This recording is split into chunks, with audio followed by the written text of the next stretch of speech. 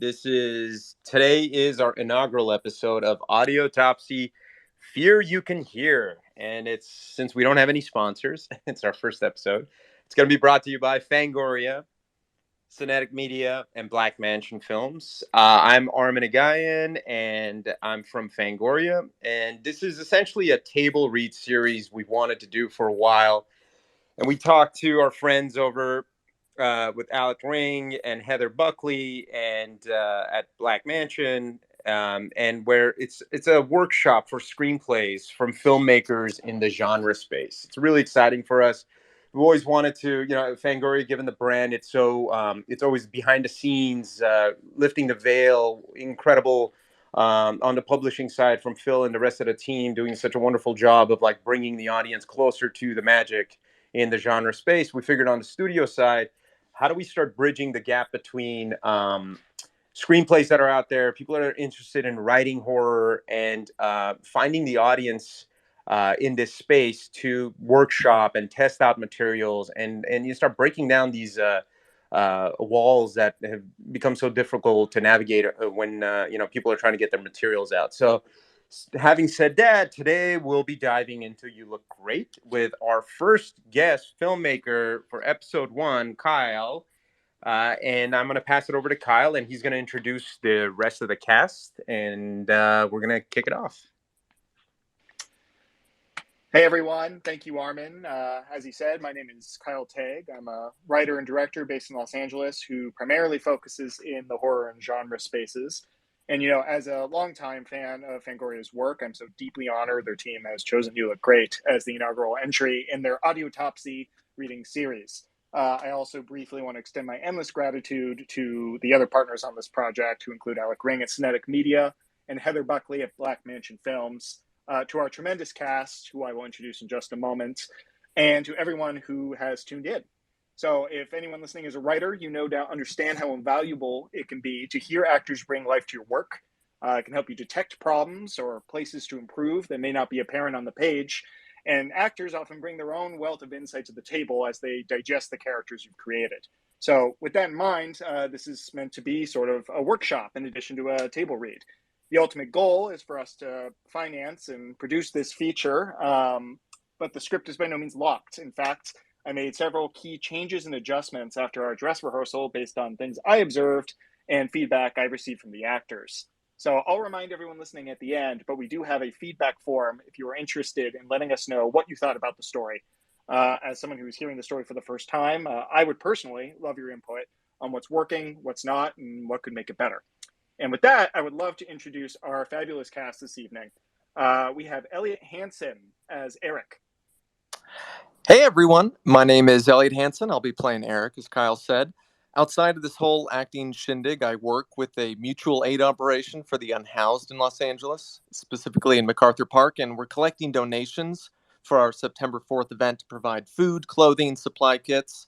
And to find out more information on how to donate or volunteer, you can check out at eva.woods on Instagram, or you can just DM me here on Twitter. Thanks, everyone, and hope you enjoy Kyle's fabulous script. Then we have Caitlin Elizabeth as Grace. Hello, everybody. I am Caitlin Elizabeth, as he said. I don't do anything outside of work at the present, but you've probably heard me in plenty of video games like Fire Emblem Heroes, Genshin Impact, The Last Clockwinder, Smite, very long list. And I've also done some on-camera stuff, which you'll see soon. That's it for me. We have Tristan Dukes as Jack. Hey everyone, I'll be playing Jack today. I'm an actor. I do a lot of creature work. I'm an amateur stuntman and a stilt walker at Universal Studios, and I'm really happy to be here. We have Michael Allen Herman as Sean. Hey everyone, my name's Michael. So glad to be here and have all of you here with us. If you like cosmic horror, I just finished a fiction podcast with my wife called The Call of the Void, which is very Lovecraftian and very spooky. So you're welcome to check that out. But I'm super excited to be here. We have Eli Brenna as David. Hey folks, I'm Eli, longtime friend of Kyle's. Very happy to help him bring this to life. I'm a writer, occasional performer, new dungeon master, and glad to have you all with us tonight. We have Amanda Godevski as Abby. Hey guys, I'm so excited to be here. I'm notoriously awful at about me's, but I am an actor based in Los Angeles here, repped by Sovereign Talent, and I'm so excited to be reading for Abby. We have Dane Andrew Gerard as Harry. Hey guys, I'm an actor performer based in Los Angeles, and just like the rest of the beautiful cast, I am genuinely excited to have some fun today and bring this to screaming life for Kyle. And I will be reading for Harry. Then we have Patrick Gilherm as CK. Hey everybody, my name is Pat. As Kyle said, I'll be reading for CK. I'm a comedian out here in Los Angeles, originally from Boston. I do stand-up, I write. You can find my podcast anywhere podcasts are cast. It's Selfie Sunday. And then as our fearless narrator and action line reader, we have AJ Dana. Hi, everybody. My name is AJ Dana. I'm a voice actor and creature performer based in LA, and I'm happy to be working with Kyle and Fangoria again. A fun fact is you may have recently heard me as the voice of Chucky at Mystic Museum and Fangoria's 90s Slashers experience. And then finally, I will be stepping into the role of Keith and a few other odds and ends as we work through the script. Now, You Look Great is a story about confronting your past, particularly the people who may or may not have shaped who you have ultimately become. There's horror in realizing you've known someone for so long but didn't realize how terrible and dangerous of a person they were. It's even scarier when someone does understand how terrible or dangerous someone is and chooses to maintain a friendship with them anyway. It's here where toxicity starts to fester, and inevitably, some of that awfulness rubs off on you. Soon, you're no different than them. With all that in mind, I do want to highlight a content warning before we begin. A homophobic slur is briefly used in the script.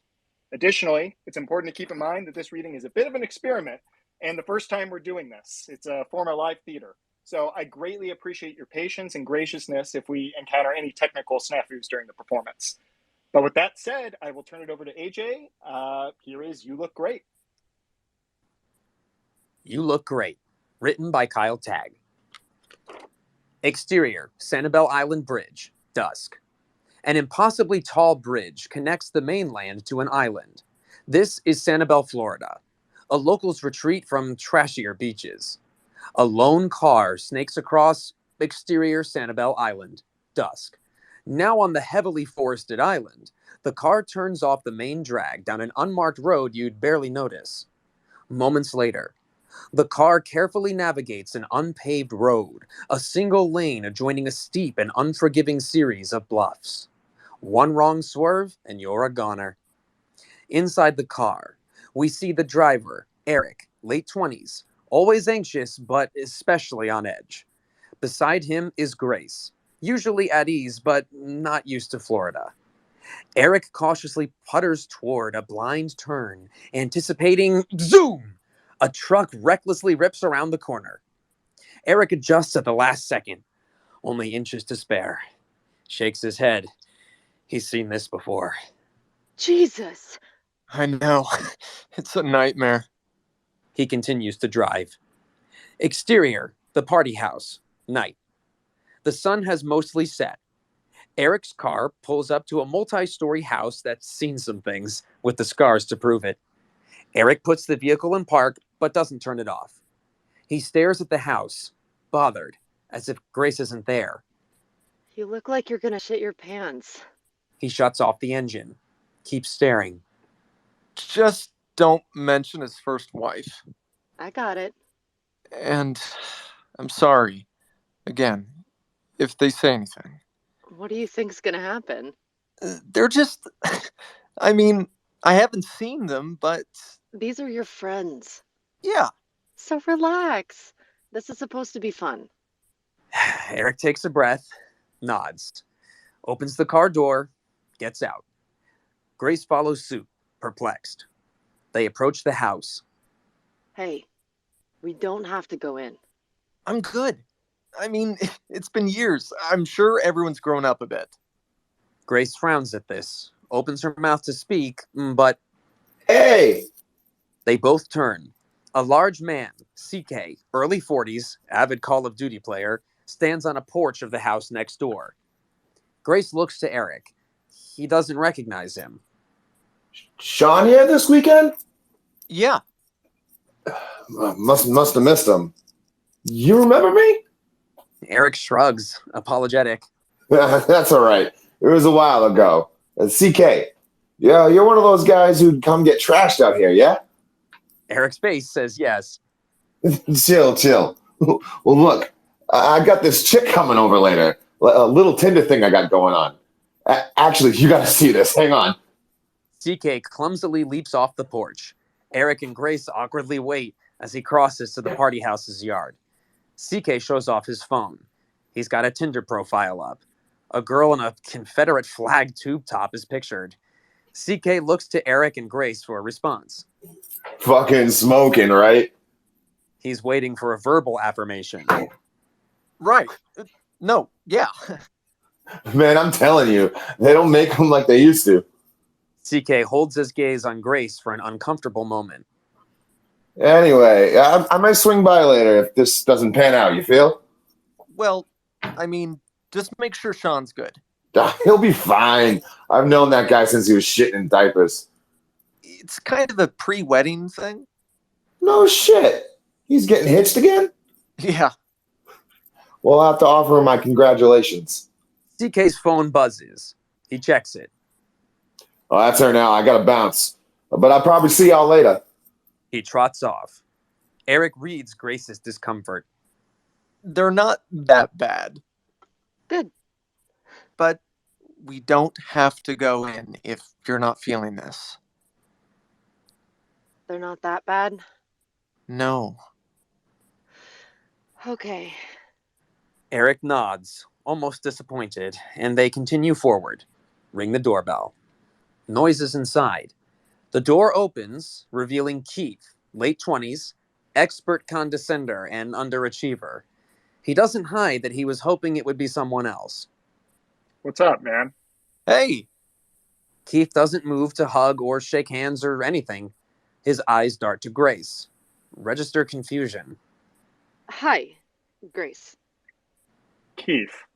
Sorry we're a little late, but since no one's ever been on time. Yeah, no, you guys are the first ones here. He moves inside, leaving the door ajar. Eric and Grace enter. Interior, the party house moments later. The interior is homey. Lots of warm colors, lots of seats.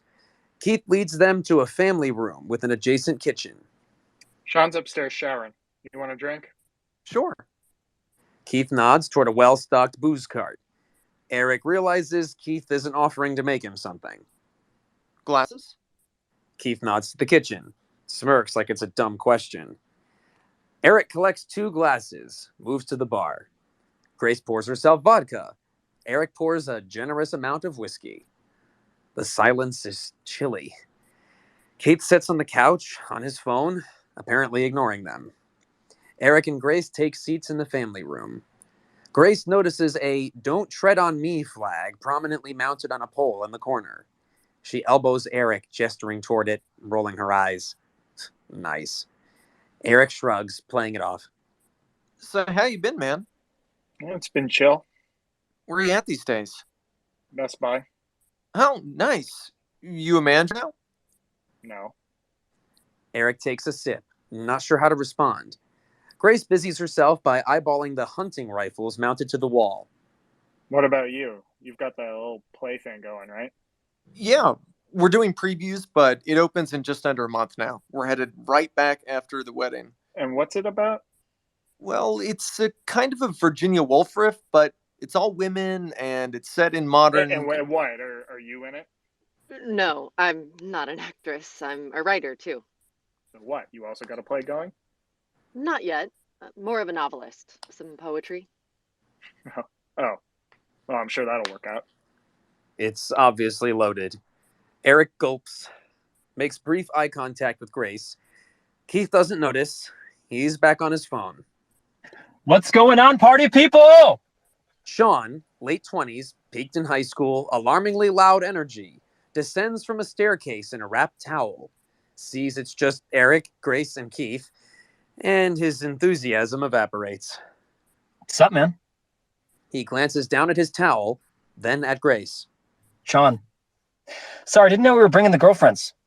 Oh, David said... Let me just put something on. I'll be right back. As he goes back upstairs, he makes eye contact with Keith. Keith shrugs. What's up, guys? Jack, late 20s, disarmingly charming, but somehow icky, stands in the doorway, having let himself in. Eric wasn't expecting to see him. Isn't thrilled. Hey, I thought you weren't going to be able to make it. Yeah, I had some work thing, but what were they going to do? Fire me? Keith gets up, walks over, gives Jack a big hug. How's it going, motherfucker? You want a drink? Jack doesn't even answer, but Keith's already gone to grab a glass and pour something from the cart. Jack offers a handshake to Grace. Hey, I'm Jack. Grace's eyes flash with recognition, but she covers. Grace, nice to meet you. This piece of shit. Sean's thrown on a shirt and pants and stampedes down the stairs, barreling into Jack. It's good to fucking see you, man. Congratulations. Yeah, dude. Seriously, congrats. Thanks, man. Keith returns with drinks for Sean and Jack. Yo, you got to see my new ride? It's out in the garage. Fuck yeah, dude. Sean glances at his phone. Oh, shit. I got to go grab Harry. He doesn't know where to go? He's never been here, remember? Keith, go show Jack. I'll be there in a sec. Keith nods. Jack follows him down a hallway. Sean heads back toward the front of the house. Eric and Grace stay put, uncertain what to do. Sean glances back and realizes... You two, make yourselves at home. And he's gone. Eric and Grace sit in stunned silence a moment. A noisy car motor revs from the garage, startling them both. They realize what it is, then settle. Was that Jack? He wasn't supposed to be here. Because now I kind of feel weird about this. I didn't know. I'm sorry. Grace, now visibly on edge, rises and moves to the fireplace. Why do you need a fucking fireplace? It's Florida. It's always 95 fucking degrees. She fiddles with racked fireplace pokers. Bothered. Eric rises, moves to her side. We can try and go. Grace looks to him. He's serious. She smiles, appreciative. Eric. Harry, late 20s, warm yet melancholy, enters with Sean.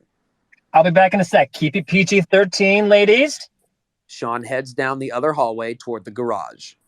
Harry moves to Eric, gives him a tender hug. It's genuine. So good to see you, man. This is Grace. Harry. From what I see on Facebook, you guys are great for each other. He has his moments. You've been together, what, a year plus? Year and change, yeah. How are you? Braves keep me busy.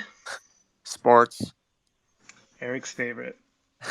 I don't really understand what you do. I look at a ton of stats and work out models, help the team make decisions. And you enjoy that? Living the dream. I'm excited to see your play. Oh, you're going to be in town? Who's ready for shots? Sean charges back into the room with Jack and Keith, slings out shot glasses, and pours overflowing splashes of Jameson. Passes them out. Harry and Grace politely decline. You sure? Gotta pace myself. This place is great. You missed some wild times, man. Sean leads a toast. To the prenup that saved this house. Everyone downs the shots, settles into their seats. So, did Eric ever tell you about the kind of thing that went out here? I know you know. Eric stiffens, keeps a performative smile up. He said this was your party house. I mean, kinda.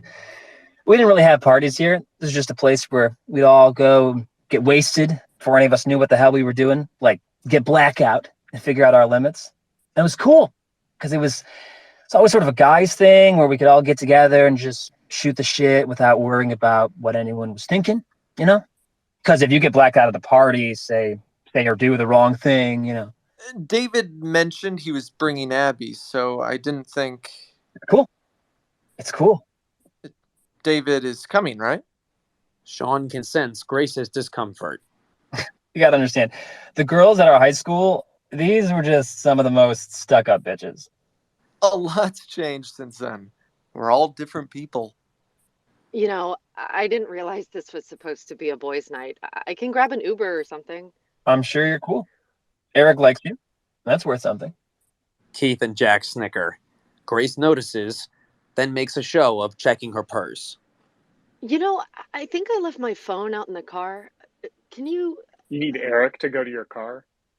I thought we'd both Just give her the keys. We're on an island. No one's around. There was some guy out there. What, CK? He's harmless. We'll just go grab him. Eric abruptly stands, heads for the front. Grace follows. We linger on Sean, Keith, and Jack exchanging amused glances. Keith does a whip motion. Harry is inscrutable. Doesn't really participate. Exterior, the party house, night. Grace and Eric walk toward the car. Eric's a little inebriated. Grace pulls out her phone from her purse. Between the whiskey and the shot, I think we're stuck here like at least 2 hours. Fuck. I can't get a signal. I think I can drive. I'm not sure we can Irish goodbye. They're like the guys I used to work with. Eric nods, slowly. That sentiment has weight. I'll say I got sick. We'll see them at the ceremony. No harm, no foul. Eric considers this. Seems like he's about to agree when headlights blind them. A car pulls up and parks. David, late 20s, savvy social chameleon, and Abby, mid-20s, bubbly doormat, step out. Hey, asshole. David swings in to give Eric a big hug. You must be Grace. Eric doesn't shut up about you. So nice to meet you. This is Abby. Hi! Oh my god, I love your outfit. Thank you. Abby gives Grace a hug, then pivots to Eric. Eric, I missed you! You guys just get here? Actually, you know, I hate to be a bummer, but I'm not feeling great.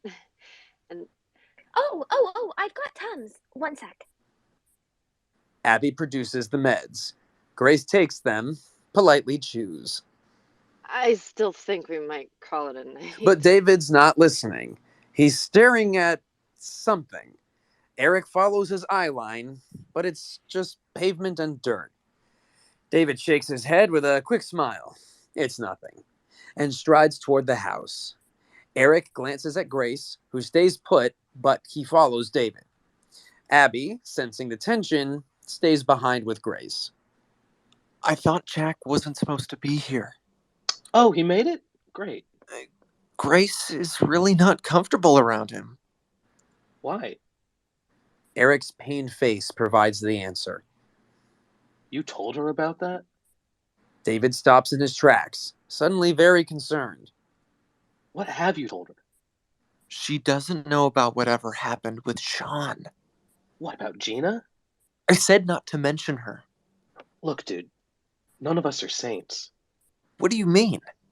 We've all done shit. Have we? David gives Eric a look. Eric bristles. Come on, let's have some fun. He starts to go, but Eric doesn't follow. Abby and Grace continue with inaudible small talk. It's already turning into another roast of Eric Landman in there. You know how they are, man. They don't mean anything. But David sees Eric serious. I'll rein them in. Promise. It's casual, but feels genuine. David heads inside. Seeing this, Abby follows, gesturing with Grace to come with. But her feet stay planted, and she locks eyes with Eric. 30 minutes, and then we'll bounce, huh? I can just go.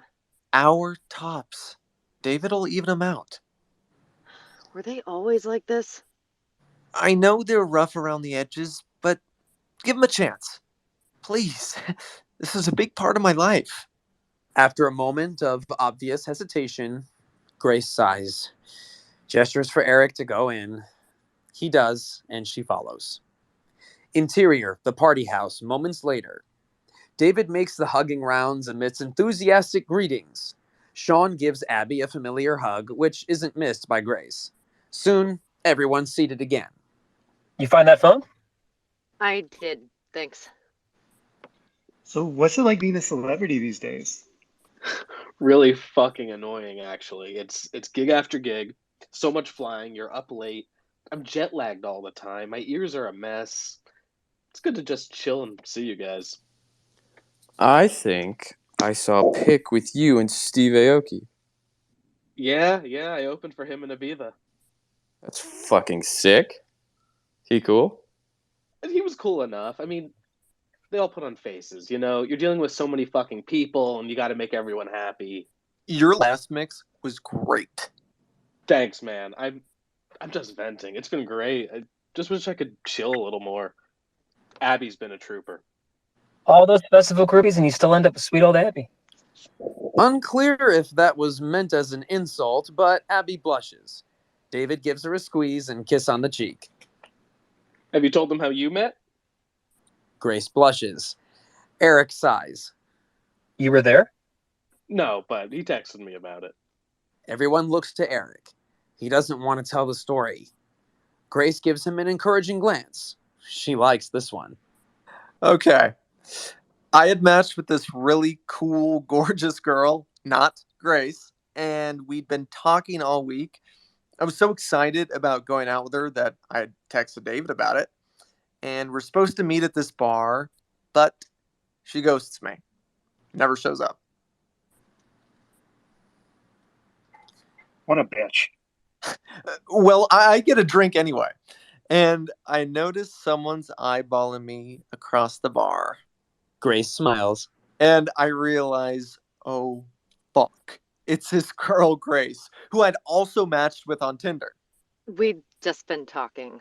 And you come over and ask why I'm here alone.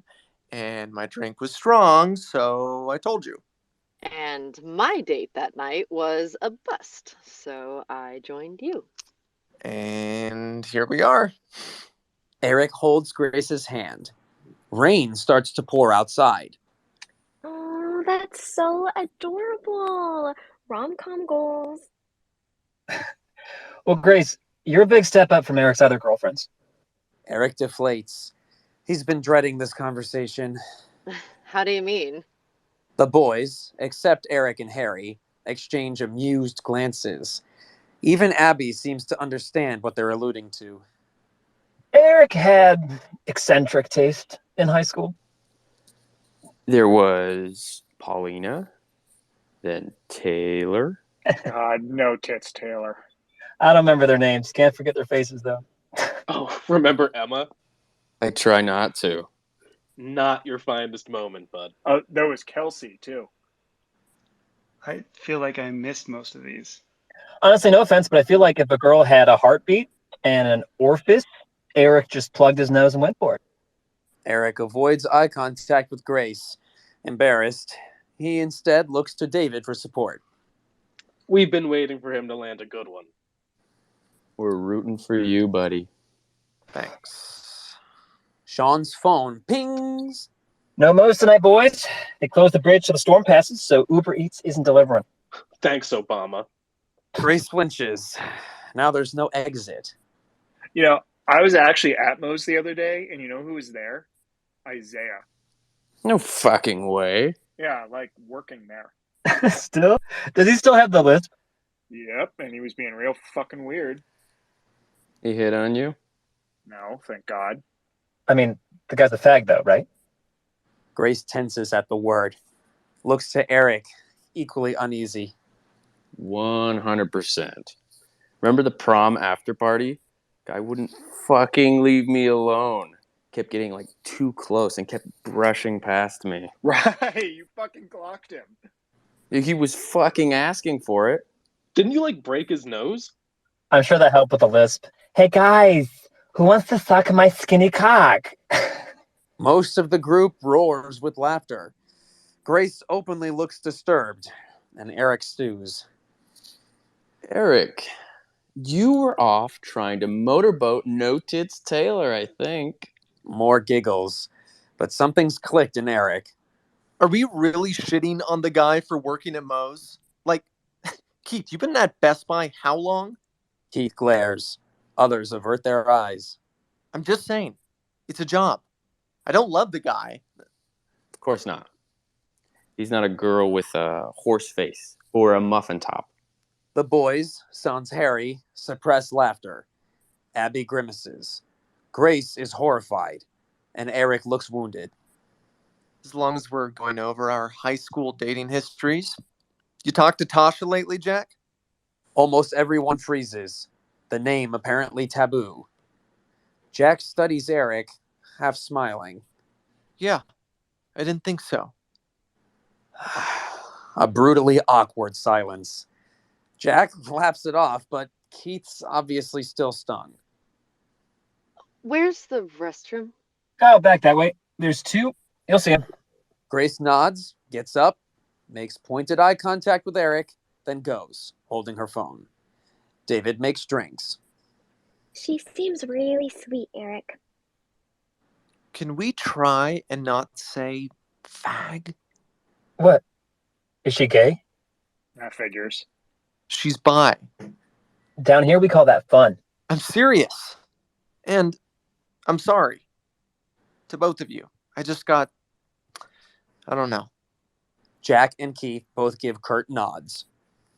I also have to pee, so... Eric rises, heads toward the bathroom, but pauses. Like, I need to piss. This isn't me going to talk to her. We believe you, pal. Eric goes. Sean shakes his head as soon as he's gone. You guys are really ripping on him. Sean stares at David. He didn't have to be here. He'll be fine. This was your idea? You know Eric gets FOMO. David hands out drinks to Abby and Keith. Takes a seat. I'm really happy to see you guys, including Eric. Maybe we can just try and have a good time.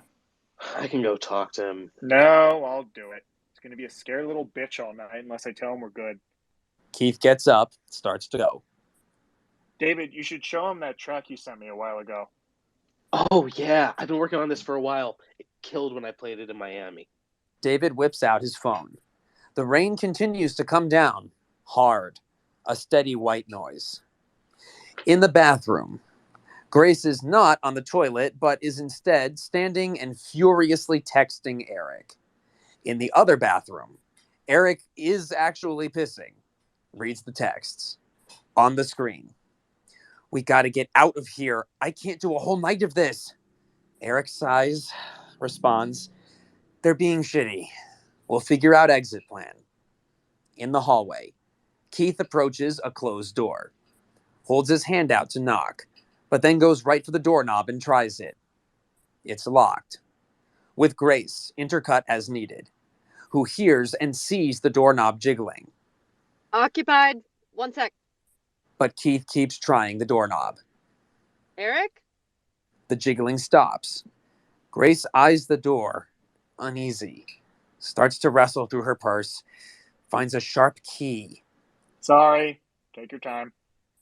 Grace relaxes. Takes a breath. Unlocks the door. Keith charges in, pushing her back against the counter. She tries to scream, but he gets her hand over her mouth. His eyes are wild. Grace is struggling, but he's got her pinned. Keith's fingers begin to unnaturally stretch, the bony tips crawling across more of Grace's face. His lower jaw unhinges, an impossible length, unmoored. A mess of blood and viscera gushes out, released, and an oozing, thick tentacle emerges from his throat. Keith pushes his hand tighter and tighter onto Grace's face, his skin starting to mesh with hers. Grace manages to get her hand back in her purse. She finds the key, swings it around, and stabs Keith in the side. Keith recoils with a gargled hiss, the meshed skin ripping away. with Eric, who hears the scream, struggles to finish his piss, with the others, who are gathered around David's phone, listening to his track. Between the music and the rain, they don't hear her. Back with Grace, who stares down Keith, now half transformed into some sort of grotesque monster. Eric arrives behind him in the doorway. What the fuck? Keith turns to see Eric, and Grace leverages the opening, shoves Keith against the wall, and races out of the tight bathroom. Grace grabs Eric's hand and they rush away. On the floor of the bathroom, Keith's body throbs. Back in the family room, Eric and Grace rush in. We gotta get the fuck out of here. Jesus, your shit that bad? It's Keith. What do you mean? He attacked me. Bullshit. Shut the fuck up. No, like, something's wrong with him. He was... You're not gonna fucking convince me that Keith tried to just throw himself at you in my bathroom. Okay, well, you can all just fucking sit here and die then. Eric, what is she talking about? We really need to go. Hey, Everyone turns. Keith stands at the mouth of the hallway. He looks perfectly normal. everyone good? Eric and Grace immediately put distance between themselves and Keith. Jesus, sit the fuck down. Keith, you good? Yeah, why? Grace positions herself near the fireplace and the pokers. Looks like you're about to be Me Too'd. Keith makes eye contact with Grace. Looks confused. What? You mean, Keith looks to the others for support, half laughing. come on. Harry and David appear more concerned than Sean or Jack. We're leaving. Eric, come on. No, we are.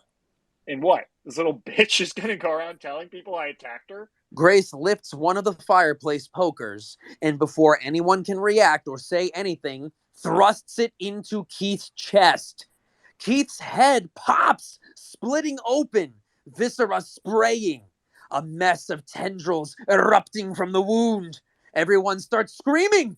The monster, momentarily stunned, starts thrashing around, unleashing an inhuman, prolonged shriek. Grace recovers her poker, swings at the tendrils. Everyone else scrambles to find improvised weapons. David throws Abby a couch cushion to shield herself with. Grace keeps taking swings at the creature head on. Harry grabs the other fireplace poker and joins her. Tentacles fly out and grip both of their wrists, reeling them toward Keith. But Eric slashes at the creature from behind with a knife. David smashes a bottle over the monster's head, and Sean clubs it with a meat tenderizer. Together, everyone keeps beating down Keith for an uncomfortably long time. He isn't going down easy. Finally, the monster's mutilated body collapses to the floor. The tendrils keep flinging about for a moment, then go still. Everyone pants, trying to process. Okay. So I don't believe in whatever that was, but we just killed whatever that was, which was also apparently Keith. So I just killed my friend, and now there's tentacles and blood and shit all over my fucking floor. Jack's shied away from the carnage. Sorry, I'm not great with blood. Can we move the body? Harry obliges, cautiously dragging what's left of Keith around the corner and into the hall. Do we call 911? We're not going to call the cops. Yeah, no cops. What the hell are we going to do then? Give me a minute to think. That thing looked just like Keith. Fuck, that was Keith. I was with him all day. He wasn't acting any different. That felt like Keith. So then what the fuck was that? I think we can agree that it wasn't human. No one objects. You said he attacked you in the bathroom? He was trying to. He wasn't trying to kill me. His skin was merging with mine. I think it was trying to take me over. Do whatever it did to Keith. You're saying that Keith could have gotten to any of us? Or that one of you did it to Keith. Everyone sits with this, then is suddenly very aware of their proximity to everyone else in the room. So you think someone here isn't who they say they are? Maybe. Before we all freak out, Who was alone with Keith? Fuck, man, I could really use those tacos. Sean, you were with him all day. Nothing happened. And Jack, he showed you the car in the garage. Hey, Harry, what about you?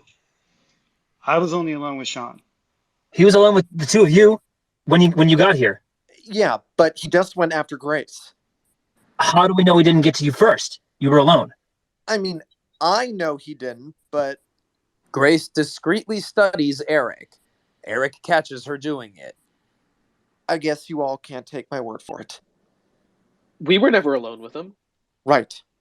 So I guess we can rule out David, Abby, Harry, and me. Whoa. You said his skin, like, melted into you. Yeah, I mean, how does this work? Grace sighs. Okay, yeah. Everyone reorients themselves. On one side of the room, David, Abby, and Harry. The other, Eric, Grace, Sean, Jack. I don't like this. I'm not sure anyone's thrilled. Shut up, David. You're in the clear because you were late. Everyone openly scrutinizes one another. I'm going to say something that no one is going to like. Great. This isn't just... Sean's phone rings. Everyone turns. He picks up without a second thought, gives everyone a fuck off glance, takes a few steps away from the others. Intercut between Sean and Harry. Hey, what's wrong? Becca? They're everywhere. They just showed up. With Harry. What if this isn't just happening here? What if these things are everywhere? Grace takes a step away from David and Abby. With Sean. Are you okay? Oh my God! Through the phone receiver, we can hear a garbled shriek similar to the sound Keith was making. It's loud enough that everyone hears it. They turn. Becca! Becca! The line goes dead. Sean immediately redials. No dice. Does anyone have any service?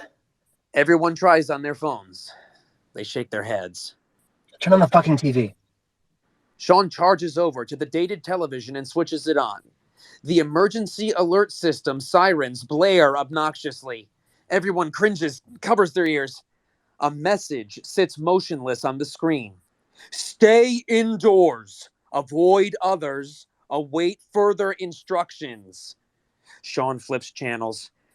They're all set to the same message. Sean shuts the TV off, tosses the remote, freaking out. Everyone else stands in silence. The rain comes down hard against the walls and window. I gotta go get my wife. Is she okay? You can't. Sorry, I can't? Harry's right. This is happening everywhere. Nowhere's safe. Sean shakes his head, almost laughing, moves to go. Sean, you've been drinking. You know I can drive and drink. Buddy, look outside. It's a mess.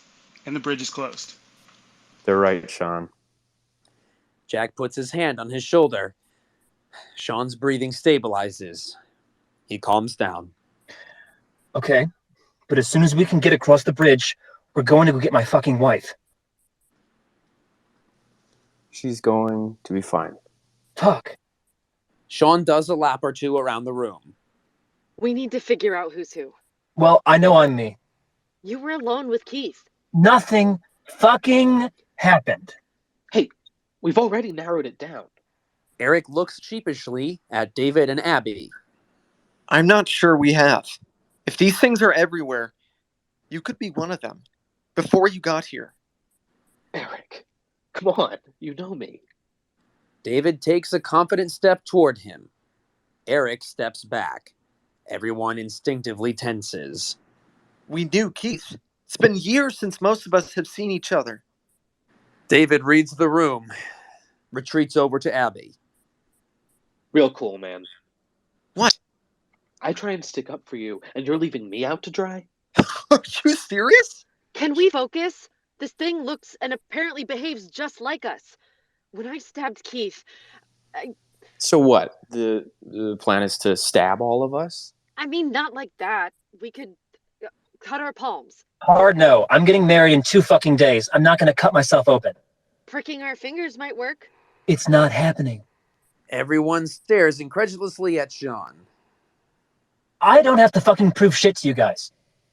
Fuck's sake. Jack whips out a lighter and ignites it, holds the flame just under his palm, long enough that he winces. He puts the lighter away, looks around for approval, is met with more skepticism. What? That's not enough? I don't know. Let's just fucking do it. Quick cut and we're done. There's no point if we aren't all gonna do it. Everyone eyes Sean. He's probably too big to hold down. We shouldn't leave if we don't know who's human and who isn't. Well, good thing you don't decide who gets to leave, then. We're not going anywhere until it stops raining. Great. I'ma go piss. David starts to go, but everyone but Sean mobilizes and gets between him and the hall to the bathroom. What? I can't take a leak? If you go alone, and you aren't you could escape. I can go with him. No, sorry, but if David's one of them, you probably are too. So what? I'm just gonna sit here and piss myself? Just piss in a cup. Fuck no. With all of you watching? Why does it matter? Just let him go to the fucking bathroom. David, it's fine. We're not gonna watch. Then let me go in the fucking toilet. I think it's fine. It's not fine. It's fucking weird. David, you have my permission to use the bathroom. Please don't. Eric, can you please get your girl to mind her own fucking business? I'm sorry, what the fuck? Sean, come on. Okay, I'm just not gonna piss. Everyone sits with that. Do you have to piss or not? We should be looking for people doing suspicious shit. This is suspicious shit. Harry collects a cup from the kitchen and hands it to David. Just go, man. Behind the counter. No one's trying to sneak a peek. You're fine. David's clearly uncomfortable, but caves to the pressure. He heads behind the counter, his back to everyone else. Everyone sits in awkward silence as piss can be heard entering the small plastic cup. Eric moves to the booze cart, pours himself a shot, downs it, then pours a taller drink into a glass. He clocks Grace's frown. I'm sorry. I can't do this shit sober. Anyone want one? Harry? No thanks. David finishes his piss, but he's frowning now. Something's bothering him. Do I just pour this down the sink? Drink it. No one says anything else, so down the sink it goes. David walks back over, the frown deepening. I'm sorry. I feel like I gotta say something. I wasn't thinking about it before, but when I got here, I saw footprints in the mud near the woods, leading here. There's a tense beat. No one immediately speaks up. Eyes dart around the room. Then... That was me. I couldn't drink at the Meadows. The mention of the place stirs obvious discomfort. So I just kind of stopped and never started again. I couldn't really do anything there. But one of the things I could do was walk into the woods and just stand there and clear my head. And I still do that sometimes. There's a long silence. But you came in a car. I did.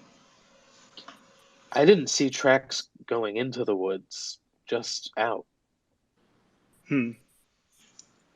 Probably walked in down the way a bit. We could check. It'll be gone with the rain. Sean, you went and got him. You were in your car when I came out. I got back in when I came out of the woods.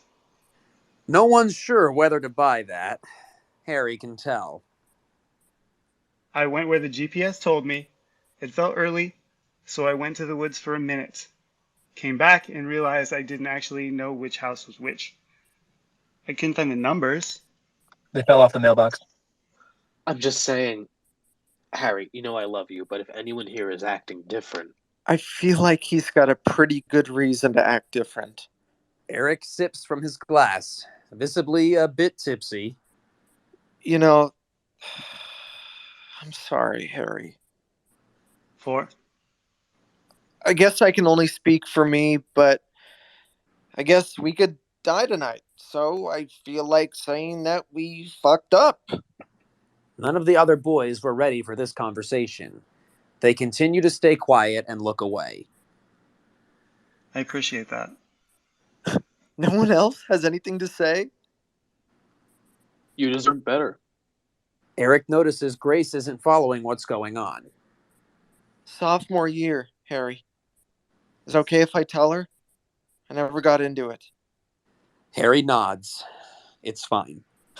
I mean, what else are we going to talk about? No one objects. Harry got sent to the Meadows, which was a sort of a prison Rehabilitation camp. For guys with really bad anxiety. I couldn't get out of bed. Grace listens attentively, sympathetic. And we all sort of knew that you weren't doing great, but we didn't really like to talk about it. You just wouldn't be at school until you didn't show up for a whole week. Then another. And then we eventually find out your parents had just sent you off. No warning. They showed up in my room at something like 3 in the morning. I had 10 minutes to pack. And they told us you were getting help or some shit, and we got a chance to talk to you on the phone for like 5 minutes. And then we could just send you letters. And we did.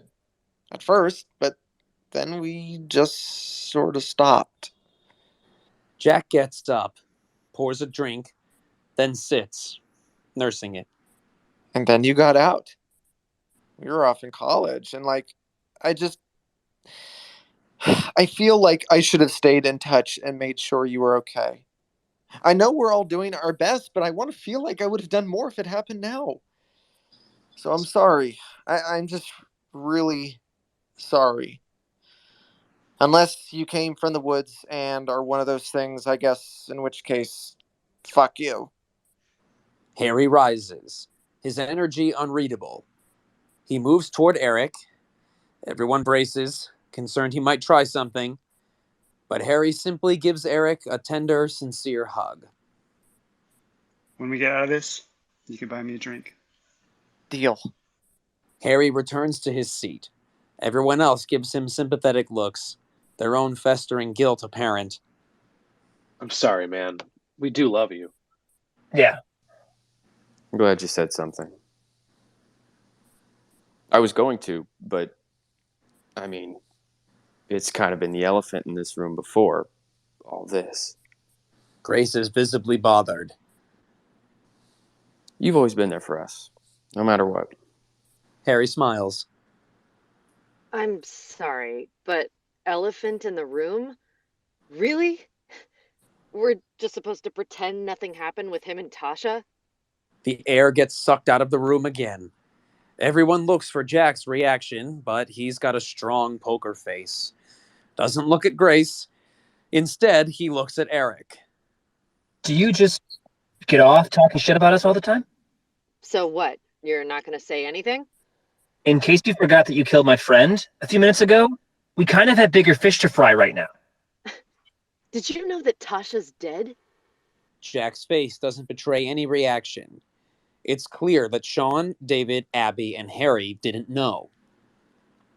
Did she... Grace looks to Eric. Abby does too. I don't know all the details, but suicide looked like. Fuck. That's really awful. Shut the fuck up. What can I say here that's going to satisfy you? You could start with admitting Bang, that... bang, bang! The front door. Everyone looks, but no one acts. Bang, bang, bang! Sean gets up. Sean. Don't. We don't know who it is. Then I guess I'll just have to ask. Everyone shares glances. The group slowly follows Sean while trying to keep cautious distance from one another. Bang, bang, bang! Yeah. Sean? CK? That you? Yeah, man. You guys okay? Gotta tell you, we're not super. Any chance in hell you're sober? No. Why? Fuck, just thinking ahead here. We don't know if it's really him. I wouldn't want to be driving right now, if that's what you're getting at. Kind of a shit show out here. Can you let me in? I had a Tinder date over who, she wasn't exactly who she said she was. Hey, man. It's Jack. Oh, hey, man. Been a long time. You fought one of those things? Oh, shit. Wait, you guys have one too? Jack looks to the others. See, he's fine. Yeah, it was Keith, though. Oh, fuck. Fuck, that sucks. You kill him? Yeah. Chill. Yeah, mine just would not stay down. You know this rain out here is kind of a bitch, so any chance I can chill here? But Abby's nervous. She squeezes David's shoulder. Should we really be letting anyone in right now? It's CK, dude. He's good. But do we know that? Sean rolls his eyes. We thought Keith was good. He said he fought one. He didn't say he won. You guys can stay in your little quarantine corner if you're worried. Sean unlocks and opens the door. CK stands in the doorway, soaked, eyes wild and exhausted. He comes inside, surveys who's here. Thanks, man. Sean peers outside. Nothing but darkness and rain. He shuts and locks the door. So you got attacked? It was going fine. We were chilling, then all of a sudden our tents burst open and shit got wild. Abby grimaces, takes a few steps back. David follows, and soon everyone starts gravitating back to the family room. Did you kill it? Oh, I really fucking tried. I figure fire usually kills shit in movies, but lighting her up just pissed her off. I had to lock her in a closet. So it's not dead. They don't give up easy. Guys? Abby is staring at something around the corner. Grace joins her, sees what she sees. Keith's mutilated body is gone.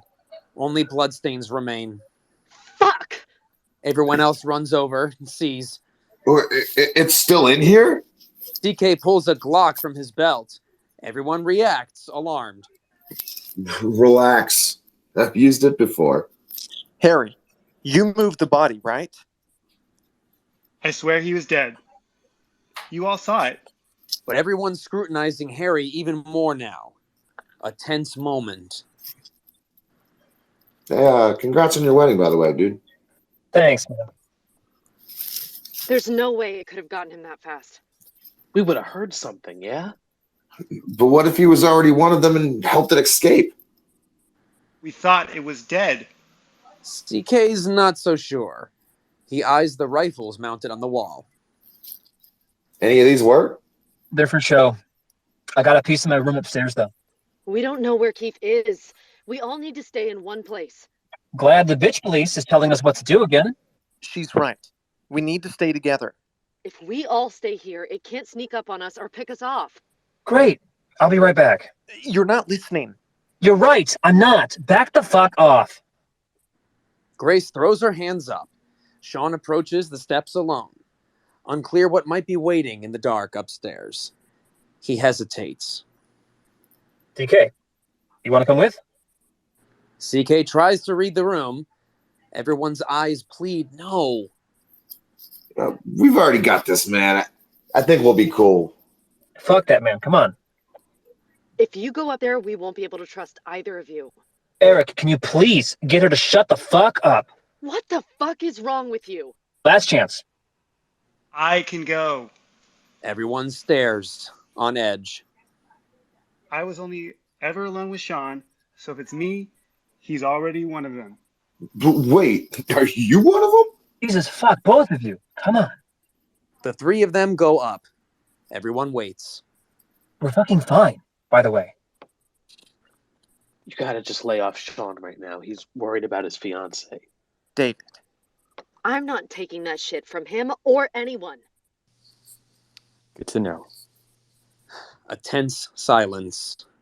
Everyone's eyes on the stairs. I don't appreciate you piling on back there. What? Come on. You said you were going to rein them in. I wasn't piling on. I mean, this is good. I guess I know you're safe. You always do this, man. David looks around the room for support. Looks to Grace. It's not how I'd treat a friend. You could have shut it down. David pivots to Abby, who stays quiet. And Eric notices. See? Abby knows. She shies away. Hey. Bum! Sean? Harry? You good up there? There's no response. Guys?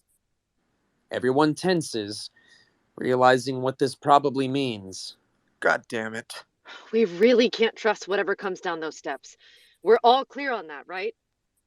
Reluctant nods, except from Jack. Okay, you can go do whatever you want. Thanks for the permission. They strain for any audible signs of life upstairs. Nothing. If the three of them are things now, plus Keith. That's 4, at least. David looks to Abby, who's clearly on the verge of a nervous breakdown. He pulls his car keys from his pocket. Don't. Everyone good? Sean comes down the stairs with a pistol. CK and Harry behind him. We were a little freaked out, man. We called and you didn't answer. Loud up there with the rain. Bump my fucking head. So I know certain parties are going to freak out when I say this, but I'm feeling pretty good, especially with this. I'm going to try and drive out of here. The bridge is... It's not a fucking drawbridge. I'm going to go find my fucking wife. I'd be more worried about that winding road in, dude. I know it. I'll be fine. Car can fit 5. Harry, David, Jack. I guess Abby can go on your lap. You guys have your own car. Yeah? Grace rolls her eyes. Eric stays quiet. Sean looks to David, Harry, and Jack, but no one's enthused. Sean frowns. What? Is this because I went upstairs? I'm not sure it's the right call. He doesn't raise it, but Sean casually shifts his pistol in Grace's direction.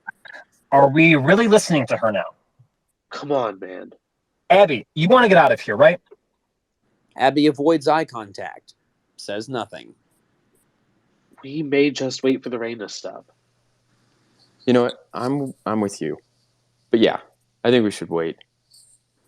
Harry? I think I'm good.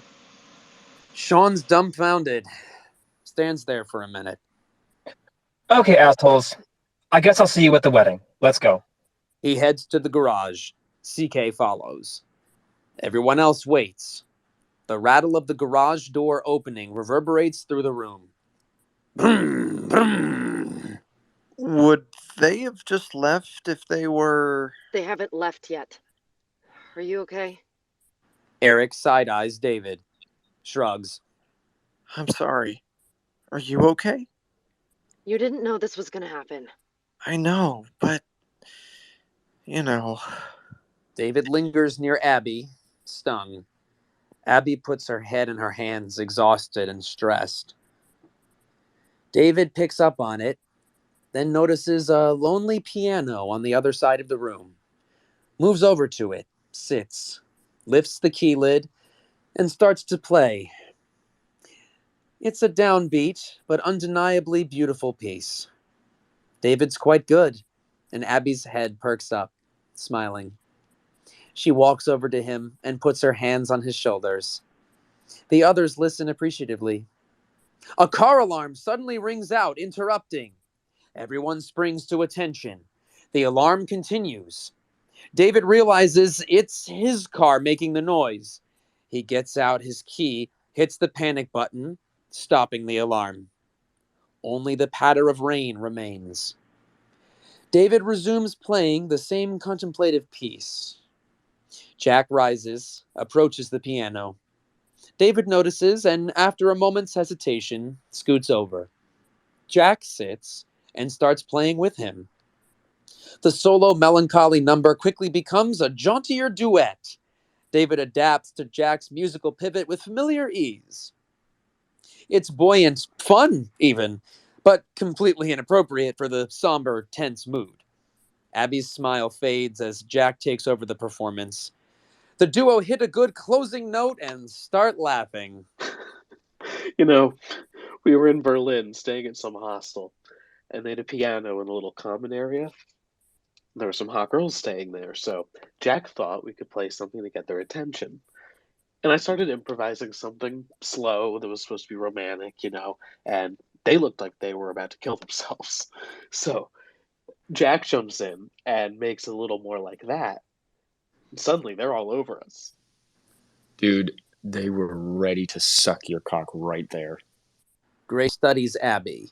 If she's offended, she isn't showing it. But her face says she's used to it. God, what were their names? Who cares? We had fun. Car alarms go off again. More than one. Everyone jumps, but no one's sure what it means. Then, the front doorknob jiggles. Everyone goes for the nearest improvised weapon. The door opens. Sean stands in the doorway, soaked from the rain. David, Eric, your cars are blocking the road. Some relax, others don't. You can't get around them? No, I came back to give you a goodbye kiss. David still appears uneasy, doesn't move. I can come out if you want. Just give me your key. David and Eric toss the keys from across the room to Sean. You guys really just want to stay here? No one answers. Sean shakes his head, disappears into the night, but leaves the door open. The rain is louder with the door open, but it's so dark out that you can't see much beyond the frame. It's a disquieting black maw. Everyone stares at it, anticipating. They crane to listen over the rain. Why am I not hearing a car starting? Harry shifts his weight, alerting Grace, but nothing happens. They continue to stare at the open door, listening, waiting. Out of the darkness, CK abruptly appears. So someone fucked up your cars. Fuck. All of them? I mean, we just tried the two with the keys, but yeah, Sean is the only one running. There's my truck, but it's next door at my place, and I don't know what's happened with the chick I got locked up. So if we can all go push, we should be able to. Suddenly, Keith, looking eerily normal, appears behind him. Everyone else sees before CK does. Abby screams. CK turns to see Keith. His expression is unreadable, but his jaw unhinges, and he lets out an unholy shriek. And then it's pandemonium. Everyone splits, running in different directions. CK struggles to draw his gun, but Keith leaps onto him, sending him toppling to the floor. Jack and Harry dash down one hallway. David and Abby blitz down another. Eric and Grace rush behind the kitchen counter. Just out of sight of Keith, who's going to town on CK. His fingers have become claw-like. He rips into CK's chest, blood spurting, shrieking. CK is struggling to shift his weight and get Keith off. He finally does, hurtling Keith across the room. Eric and Grace sneak a peek from behind the counter. Keith's already back up on his feet. His face is mangled. The creature shrieks again, a battle cry. CK barrels at Keith. Eric and Grace retreat, trying to stay hidden. They hear a struggle. Shots fire. Then, footsteps. Eric steals another glance. CK retreats up the steps. Keith follows. Eric and Grace wait, unsure what to do. They check the nearest drawers, grab flimsy knives. More shrieking and sounds of struggle upstairs. Eric and Grace have a silent argument. Do they run? No, too risky. Can't stay here. Do you have a better idea? Grace holds up her stupid thin knife. We need better weapons. Eric concedes, peeks out again. The fireplace pokers are just across the room. Eric gestures to Grace. She agrees. Let's go for it. They start to creep out from behind the kitchen counter. Bam! A sickening crack rings out, prompting Eric and Grace to retreat back to the counter. Blood starts to seep down the steps, slowly first, warming its way down, but then it coats nearly every step, finally dripping to the floor. Grace and Eric share a look. Whose blood is it? Crash! CK's body collapses down the steps and skids across the floor, coming to a pathetic stop. He's gored up bad. Eric gets a look, motions to Grace. They need to stay put. A hiss rings through the room. Keith, or the mangled mess that was Keith, creeps down the stairway. Its face is mostly blown to a gory pulp, but it still looks around. It's hunting. Moving past CK's body, the creature pauses. It seems to sense something and starts moving toward the kitchen. Eric and Grace hear it getting closer. They shimmied around the corner of the counter just as the creature circles, just missing its line of sight. Sensing something amiss and seeing the open drawers, the creature continues to circle the counter. Eric and Grace try to circle with it, crouched and staying out of sight as quietly as possible. Suddenly, there's no noise. Grace motions to Eric to stop. They wait, trying to suppress breathing. No more noise. Eric and Grace look to one another, confused. Then, a tiny piece of bloody viscera drops near them. They look up. The Keith creature is standing on the counter. It shrieks, has them dead to rights. Bang! Keith flies back, its face somehow obliterated even more. Grace and Eric look to see CK, still on the ground, weakly holding up his Glock. His trembling arm collapses. Grace and Eric mobilize, running to the creature, now splayed out and seizing on the ground. Grace and Eric scan the room, spot and collect butcher knives, and go to town on this thing. CK is still breathing, but just barely. From where he's lying, he only sees blood spraying from behind the counter. Eric and Grace emerge, see that CK is still alive. You get it? Eric looks one more time, just to be sure. There's no body now. Just a pile of disparate fleshy parts. We're really fucked if that didn't do it. Hell yeah. Pussy ass bitch. DK spits up blood. I feel really fucking weird. He seizes a bit, then goes motionless. The house is quiet again, save for the steady rain. There's blood on everything. The "Don't Tread on Me" flag has a thick coat. If we get out of this, you owe me so much head. An exasperated chuckle. They stand over the body, uncertain what to do. Exterior, the party house, night. Rain continues to pour. Eric stands in the open doorway, looking out. He hears a car engine sputtering. David? Harry? He cautiously steps into the rain, straining to see. Grace lingers in the door behind him. Who do you think's one of them? I don't want it to be Harry. I want to say it's Jack, but I think it's Harry. He could have fucked with the cars before he came in. The car engine continues to sputter. Eric can make out someone sitting in Sean's car. It sputters again. Won't start. Eric looks back to Grace. not sure what to do. Sean? Still nothing. Then, the car door opens. Eric tenses. It's me.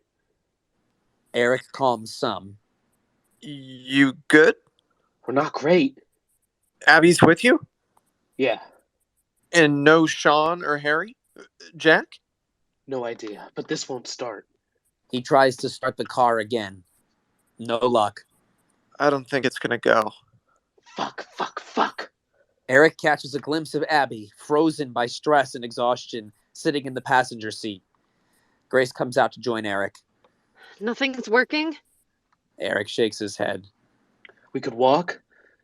The rain continues to hammer down on them. Is Keith dead? Yeah. For real this time? Eric and Grace nod. CK? They stare at the ground. Well, someone's in there. And I don't know who to trust at this point. Eric and Grace frown. They turn to follow David's eye line. Lights are on upstairs in the house. Those weren't on when we came out. Suddenly, the lights go out. I hate to be a downer, but I don't like our odds if we stay here. A shriek rings out nearby. It's like the sounds Keith made, but even higher pitched. I thought you said you killed him. It shrieks again. Everyone turns to see a woman standing on CK's illuminated porch, staring at them, motionless but poised. I'm not sure we can walk. You guys need to come inside. Abby's eyes widen, panicking. We don't know what's inside. We do know what's out here, and I'm guessing that thing can get into this car. Everyone looks again. The woman is gone. Now! I want to go home. Come on. Please don't make me. David gets out of the car, circles to the passenger side, opens the door. Abby, now, please. Eric and Grace scan their surroundings, but it's so damn dark. Rain masks any errant noises. They slowly retreat toward the house. David stays at the car, reaches in to pull Abby out. Come on. Please. She wrestles away from David. David turns to see Eric and Grace nearly back at the house. I can't leave you out here. The woman emerges from the dark directly behind David. Abby screams. David turns, sees, and splits, leaving Abby behind. David sprints up the walk to the house, barrels between Eric and Grace, who remain, and watch the woman crawl into the car through the open passenger door. Abby keeps screaming, shimmying over the console and over to the driver's seat. Now, in some light, we can see the woman is, in fact, CK's Tinder date, except her face is blackened, scorched. Its shrieks compete with Abby's screams. Eric and Grace stay in the doorway, waiting. Abby, come on! David waits just inside. Eric moves to go join him, but Grace grabs his arm. He stops and continues to watch. Back in the car, the creature is nearly upon Abby, but she keeps beating it back with her purse. She manages to get the driver's door open behind her, tumbles out onto the pavement, gets herself up, and runs like hell toward the house. It takes the creature a moment to emerge, but it soon gives chase. At the doorway, Eric, Grace, and David watch helplessly. Come on! Abby's running as fast as her legs can carry her. Don't look back! It's tough to see with the rain, but the creature is gaining. Eric and Grace step just inside, preparing to slam the door as soon as Abby clears it. But it's so close! Grace runs off. Eric and David don't know why, share a look of confusion, but continue to stand ready. With Abby, the creature shrieks! Abby realizes how close it is, stumbles, catches her footing. She's almost there. At the doorway, Grace returns. Get out of the way! With Abby, who hurtles through the door. The creature just steps behind. It reaches the porch, then the doorway, and Grace swings the fireplace poker at its head, sending it flying back. It howls in pain. Grace slams the door, locking it. A muted, angry shriek rings out from behind the door. But then, only eerie silence. Grace turns to Eric. Stunned, he offers a quick, appreciative thumbs up. Abby has collapsed on the ground, a teary, snotty mess. David crouches down, reaches out to touch her shoulder. But she rips away, refuses to look at him. David frowns, almost gets angry. But Eric and Grace both give him a silent look. Let her be. Do we think he'll turn into one of them? CK's body still sits a sprawling and bloody mess at the foot of the stairs. Harry is at the booze cart. He pours a very, very tall glass of bourbon. The good stuff. Everyone, sans Abby, still on the floor, gravitates closer to the family room, but cautiously keeps their distance. Harry, unbothered, falls into the nearest chair, starts to sip. He registers Eric's surprise. I saw Keith. We don't know how this works, so I feel like we gotta cut up CK's body, right? And I'll do it. But I don't think I can be sober. He takes a longer sip. Unclear if he's enjoying the taste. I'm starting to think we may not be getting out of this. But if we do, I still want that drink. Another longer sip. He grimaces a bit. I was in the garage. I haven't seen Sean, Jack, or anyone else. I know that doesn't mean much, but... He downs the rest of the drink. Eric eyes the booze cart, but stays put when he notices Grace is watching him. A shriek rings out in the distance, outside, somewhere. But Sean, or... I think it's CK's Tinder date. Excellent. Apparently there's someone upstairs. As if on cue, footsteps emanate from the staircase. Harry stays in his seat, but David, Eric, and Grace grab improvised weapons. At the staircase, trendy sneakers pick up sticky, calcifying blood. Jack descends, sees everyone. Who's left? He steps around CK's body, shying away from the blood. No Sean? What were you doing up there? Jacking off. Seriously. Jack reveals he's got CK's Glock. Looking for bullets. You find any? Jack doesn't say. He clocks all the other weapons. Keith didn't get to me. No one says anything. We gotta cut up CK's body. For fuck's sake. Jack heads to the booze cart. He pours a glass of scotch. Everyone keeps their distance. But Jack notices Grace staring at him. You don't know if I'm me, and I don't know if you're you. Might as well have a drink. Glad you're taking this seriously. I'm taking it seriously. It's just that we're fucked, okay?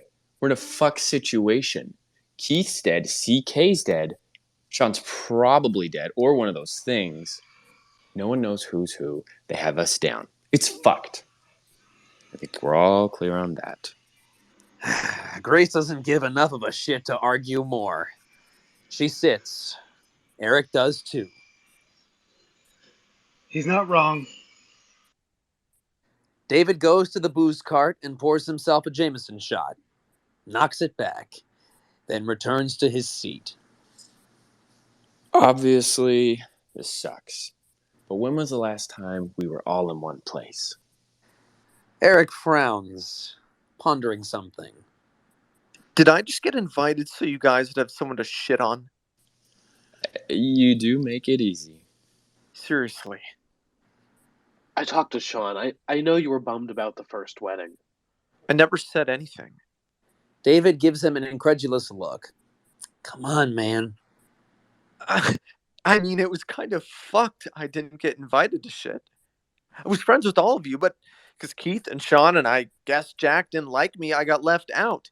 Again and again and again. And when I did get invited, I was the butt of every fucking joke. You were pretty fucking weird. You guys are fucking weird. Sean can't handle a girl being here unless it's Abby. What are you trying to say? You know exactly what I'm trying to say.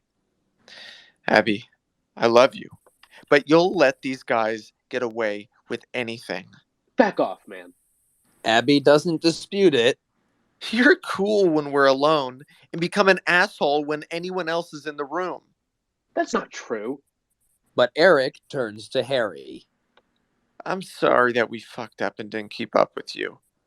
But maybe we did you a favor.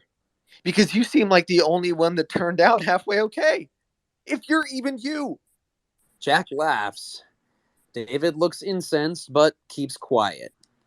Harry says nothing. Expression cryptic. I don't know why I'm here.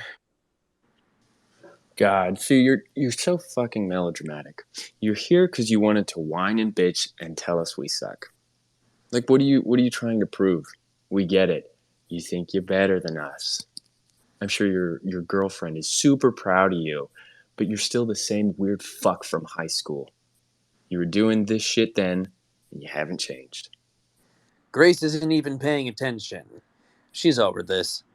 Her mind is elsewhere. Hasn't fully unplugged from the crisis they're still in. But Eric looks wounded, stuck between fight or flight. He turns to David. See? You're not saying shit. What do you want me to say, man? You guys are still the same assholes. That's fine. I'm comfortable with who I am. Eric opens his mouth to respond, but stops himself. Another shriek rings out, this one pained. Still outside somewhere, further away. This is going to be quite the wedding. We really don't know where Sean is. What the fuck happened with his first wife anyway? He never told me. We don't need to get into that. Why not? We're doing what we always do. We're talking shit. We get it. Let's not go there. Seriously? Some lines you don't cross. Oh, that's fine. I guess we can just shit on me some more. A long silence. He hit her. Abby. What? What's the point of hiding it? He got drunk and he hit her. That gets Grace's attention. What the fuck? One time? No. Eric and Grace sit with this, rattled. I didn't know that. They didn't like to advertise it. Why the fuck didn't you tell me? Because I knew you'd react like this. What, you mean react appropriately? Is she okay? She's fine now, but she went to the hospital at the time. Fuck me. A long silence. Why do you guys still hang out with him? Like, where's the line? Another silence. No one wants to answer. Finally. He's our friend, man. Creak. Everyone turns. Sean is standing in the hall holding his gun. Everyone freezes. He heard everything. Well, this is something. This is really fucking something. Are you okay? Was no one going to point out that she took a swing at me first? Or the shit she was saying before anything happened? Sean closes the distance between him and Eric. You usually annoy the shit out of me, but right now you're really starting to piss me off. He sees CK's mangled body. Turns away, but keeps his eyes on Eric. Where have you been, man? Great question. When shit hit the fan with Keith, I ducked over to CK's place. That bitch he locked in the closet got out, so that was a whole time and a half. But I killed her, tracked down the keys to his truck. I figured that I would circle back and come get my friends, but I guess that was a stupid fucking idea. His eyes continue to drill into Eric. His hand holding the gun keeps fidgeting. We all did shit we're not proud of. Every single one of us here. I'm not happy about how shit went down with Gina. I'm sorry, but don't put me in the same category as you. Are you fucking kidding me? I never hit anyone, Sean. You really want to get into it? This catches Grace's attention. She scans the room. Harry seems in the dark, but David and Jack at least appear to know what he's talking about. It's nowhere near on the same level, and you know it. Then you shouldn't have a problem talking about it with your girlfriend here. You're fine airing my dirty laundry. Can you put the gun down? Sean realizes he's fidgeting. His hand holding the gun freezes. He looks at the piece, considers Eric, then aims the barrel at him. Everyone immediately reacts. Whoa. Everyone fucking chill. Grace starts to move. Sean clicks the safety. Especially you. He turns back to Eric, who's shaking. Sean starts shaking his head, laughing. How do we know this piece of shit isn't one of them? We don't know if anyone is. Shut up! He pushes the gun closer. Grace, please. You know why you didn't get invited to shit? Because you're no different than dumb fucks like Isaiah. You were a loser. Still are. Fucking desperate for us to like you. Nobody gives a shit. Nobody wants to see you, but I still fucking invite you here. You bring a +1. You start shit in my fucking house. Get up! What? Get up! Eric slowly stands, shaking more than ever. Sean, what are you doing? Over there. Away from the couch. It's a nice fucking couch. Jesus fucking Christ!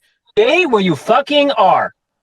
Eric complies, circles Sean at his direction. Sean, you don't need to do this. I don't know if you're one of those things, but either way, one less pain in my ass. Sean! Sean! Oh my god. Sean, don't do this. Jack says nothing, just watches. Eric closes his eyes, readying. Sean puts his finger on the trigger. Everyone's looking to each other, not sure if they should try and intercede. They miss that CK is rising behind them. It lets out a garbled shriek. Sean flips around, sees CK, fires at the creature, knocking it back. Grace sees an opportunity. She lunges for the fire poker sitting on the ground, but Eric beats her to it. He lifts it and smashes it over Sean's head. His skull cracks. He collapses to the floor. The gun clatters to the ground.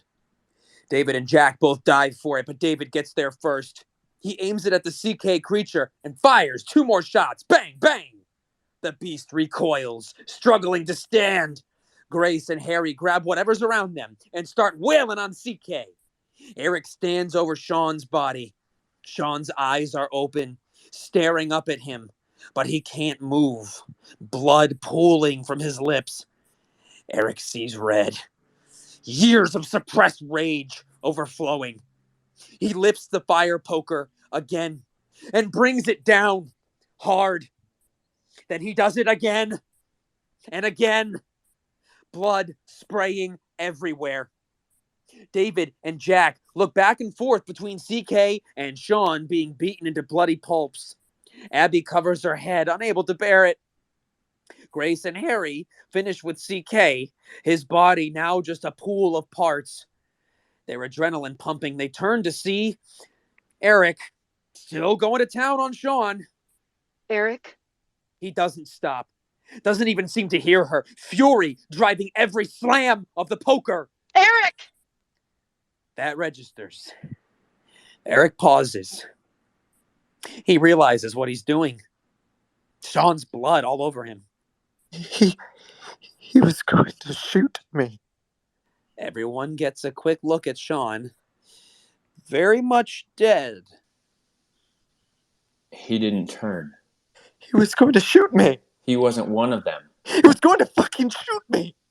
Grace moves to Eric, gingerly takes the fireplace poker from him, puts her hand on his shoulder. He was going to fucking shoot me.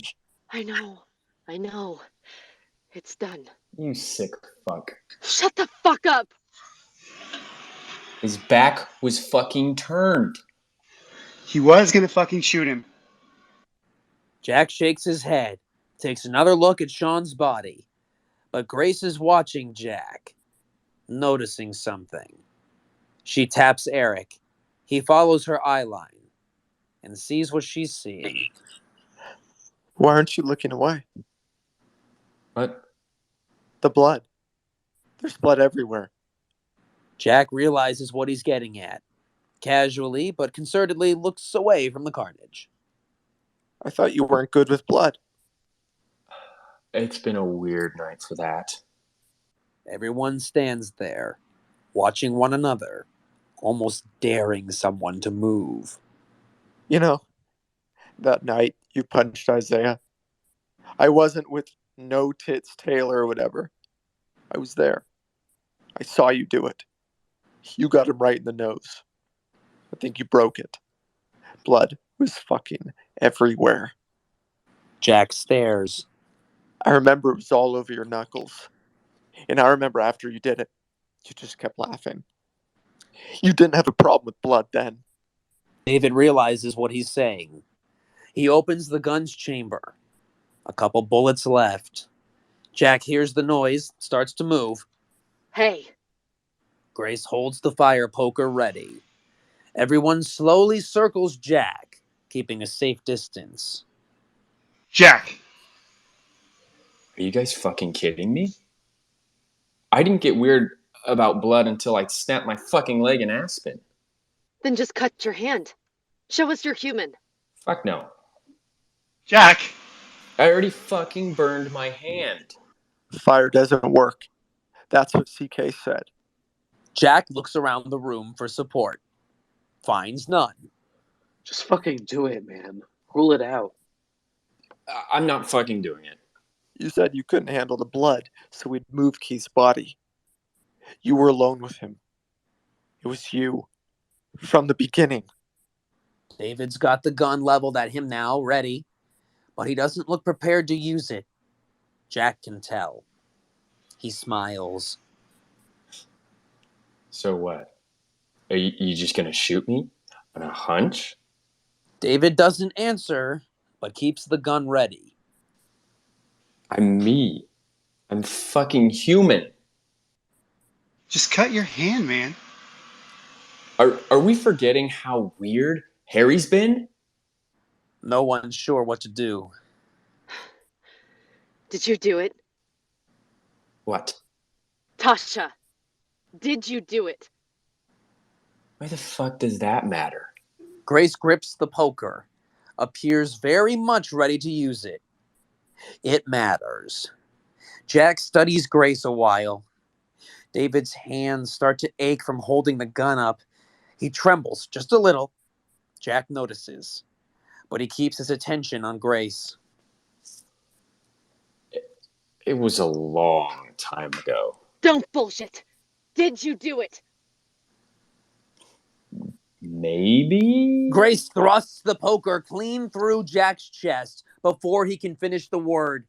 Jack's entire ribcage rips through his flesh and clothing, revealing a mess of tendrils and lumpy organs.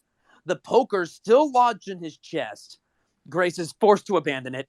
Jack turns to face David, and then the power goes out with a roar of thunder. Pitch blackness. No one can see shit. Fuck. Footsteps ring out. Bang! David fires the gun. The muzzle flash briefly illuminates Jack charging at him. Darkness returns. David fires again. Bang! Another flash. The last bullet connected, ripping Jack's jaw off. Darkness again. David tries to fire again, but the chamber's empty. Everyone waits.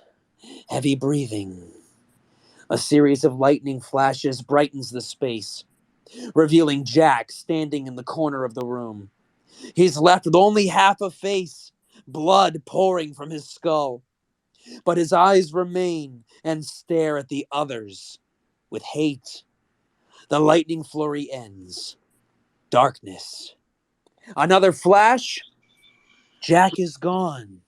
What do we do? Everyone, get your phones. They do. and turn on the flashlights. The lights cast an eerie, dreary glow. No sign of Jack. Clank! The fire poker clatters to the ground somewhere, unseen. The source of the noise isn't apparent. Everyone waits for another sound, but the rain is deafeningly loud. I think we gotta run for it. Grace looks toward the halls to the doors. What if it's a trap? Everyone's looking over their shoulders, waiting for Jack to appear from the darkness.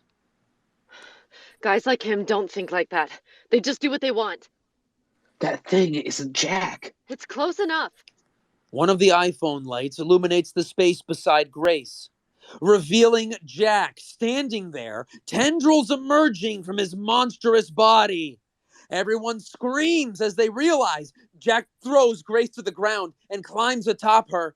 iPhone lights go haywire, sending the room into chaotic, intermittent darkness. There's enough light to see Jack's tendrils slithering toward Grace's face. She pushes back, but Jack's full weight is on her. Everyone else is tripping over each other without light. Glimpses of Harry, David, and Eric stumbling around, trying to find a sufficient weapon. Abby, cowering in her seat, afraid to look. Someone fucking do something!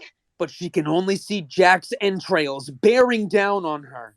She plunges her full fist into what's left of Jack's face. The creature howls and recoils, rolling off her. Grace manages to get her hand out unscathed. She gets herself up. Look out! Jack's already back up too, and seems ready to strike Grace again when slam! Harry rams Jack with the booze cart, keeps pushing, and pins the monster to the wall. It's fighting back, and its torn flesh starts to tremble, as if about to mutate. The booze cart rattles. Harry pushes with all of his might, but he can't hold it for long. Grace manages to find one of the dropped iPhones, casts a light to illuminate the space. Eric and David can finally see what they're doing. Come on! Guns out! But Eric sees something. Grace follows his eye line to see the "Don't Tread on Me" flag. Back with Harry and Jack, Jack's tentacles now grip the sides of the booze cart, threatening to tip it over. Guys, I need help. Eric clumsily grabs the "Don't Tread on Me" flagpole. It's big and cumbersome. He's struggling to carry it, but hits his stride. Harry, move! Harry ducks out of the way just as Eric nears Jack. Eric thrusts the sharp tip of the flagpole forward. Oh no, but Jack catches it with his hand. The sharp edge stops inches from his face. Eric keeps hold of the flagpole, trying to wedge it forward, but Jack's got a vice grip. It's not budging. We'll win. The creature's voice is garbled and strained, barely intelligible due to the lack of jaw. We always do. Splat! The sharp tip of the flagpole surges forward and slams into Jack's face, obliterating it. Eric looks back, confused at his own apparent strength. But it's Grace behind him, holding the rear of the flagpole. She helped deliver the killing blow. Jack's grip on the flagpole and booze cart loosens as its corpse slumps against the wall, collapsing. Thank you. Grace doesn't say anything. She just lets the flagpole fall to the ground and pushes aside the booze cart. She picks up the nearest knife and starts mutilating what's left of Jack. Eric stands back, adrenaline waning. He turns to see David sitting next to a catatonic Abby. Harry's panting. Grace continues to slice away at the corpse. She's entranced. It's primal.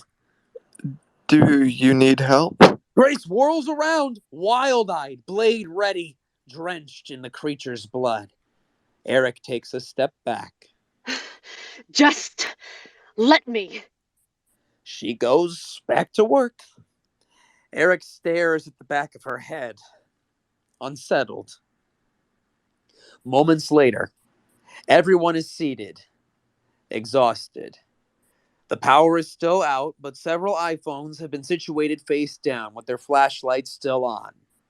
It's just enough light to illuminate the space.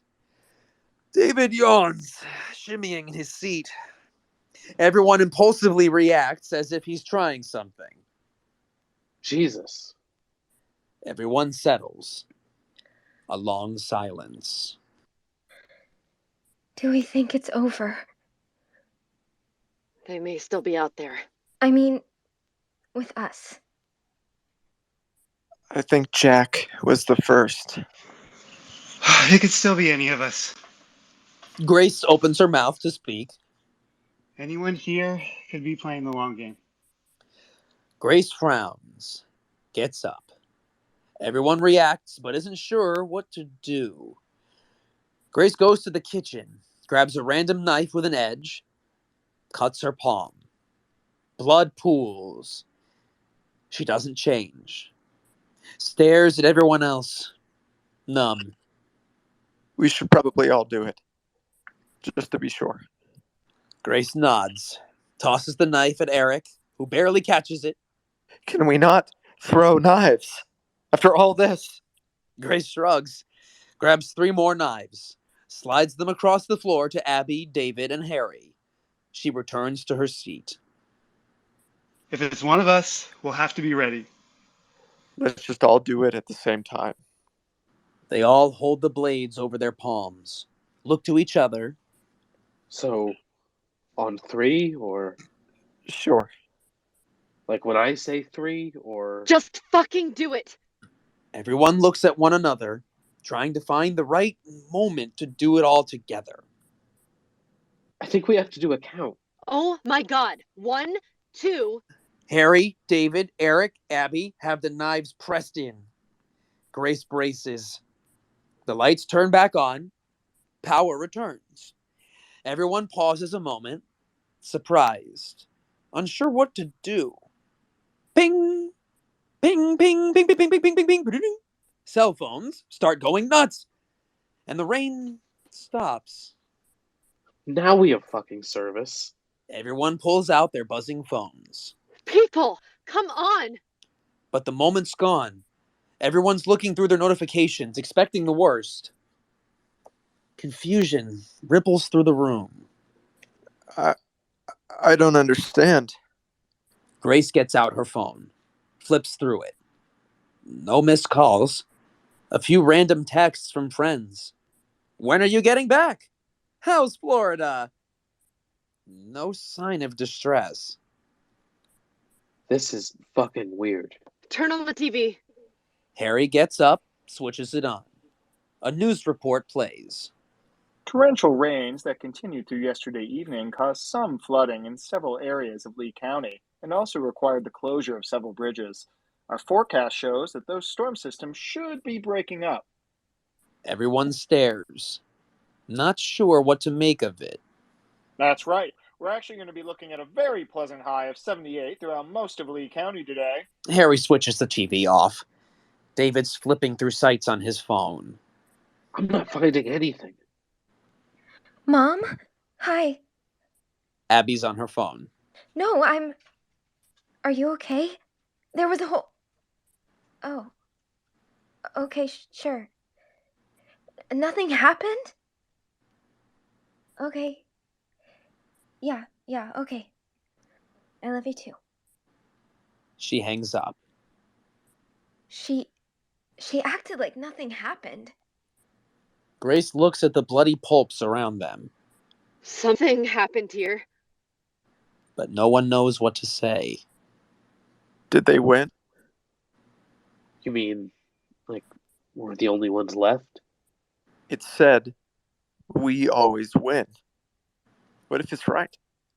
What if everyone else, everywhere else, is one of them? Everyone sits with this. I guess if they got enough people, hit a critical mass, they could just pretend nothing's wrong while they track down whoever's left. Eric notices the knives strewn about the room. Should we still do it? Do we have to? Yes! Guys, I can get an Uber here. We need to do this. But no one moves for the knives. Everyone stays put. Guys, come on. If Eric's right, we need to stay here until we know more. Grace looks to Eric for support. I can't make them do it. Grace makes eye contact with Harry.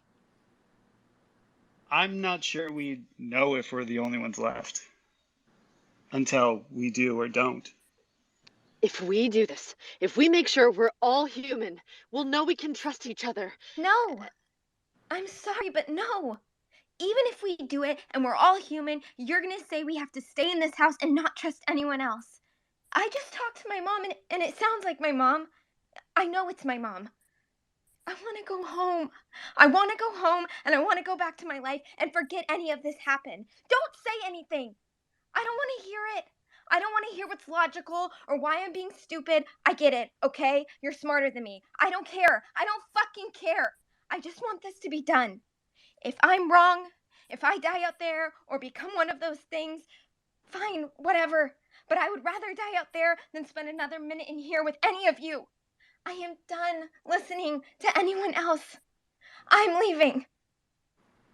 A long, heavy silence. David is stunned. David? Grace, I get what you're saying. It probably would be safer, but I think we want to just try and get home.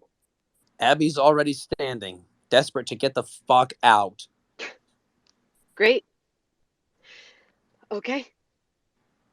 Does anyone care if we take CK's truck? No one objects. Grace does a poor job of suppressing her obvious frustration.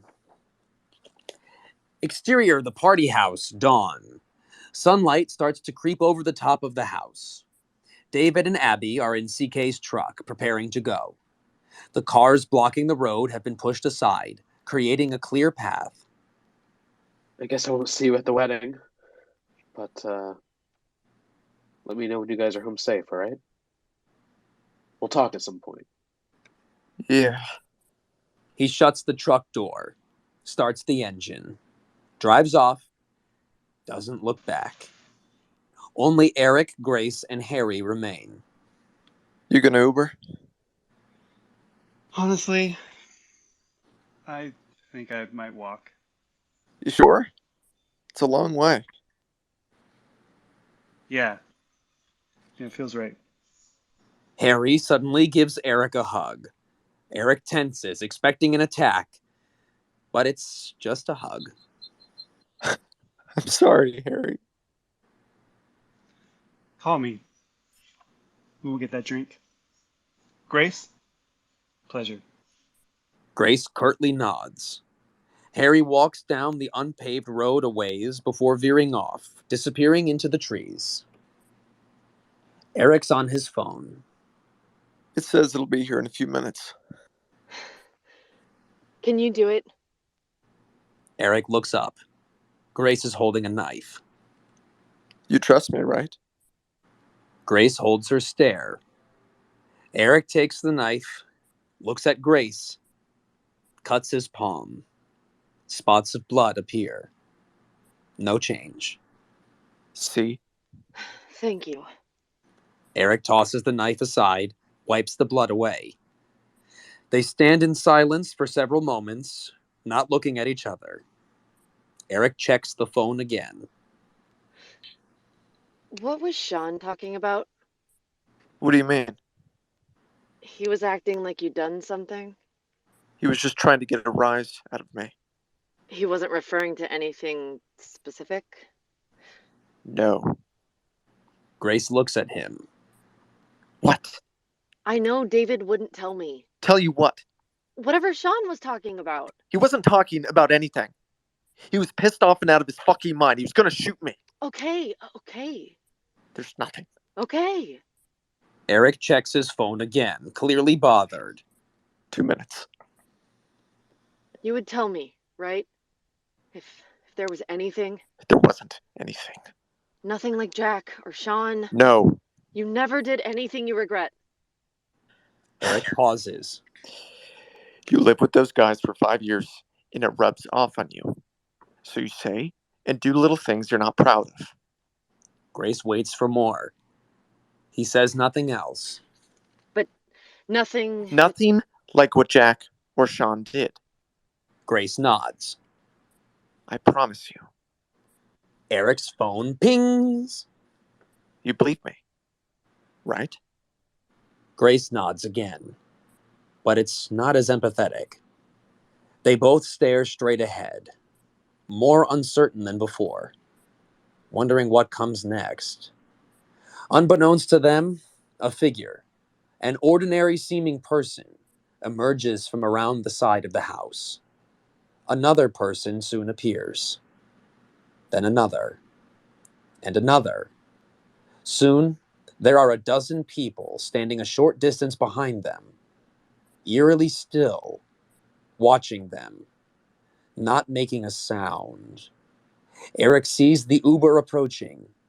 He reaches out and grasps Grace's hand. She allows it, but an unpleasant feeling claws at the back of their skulls.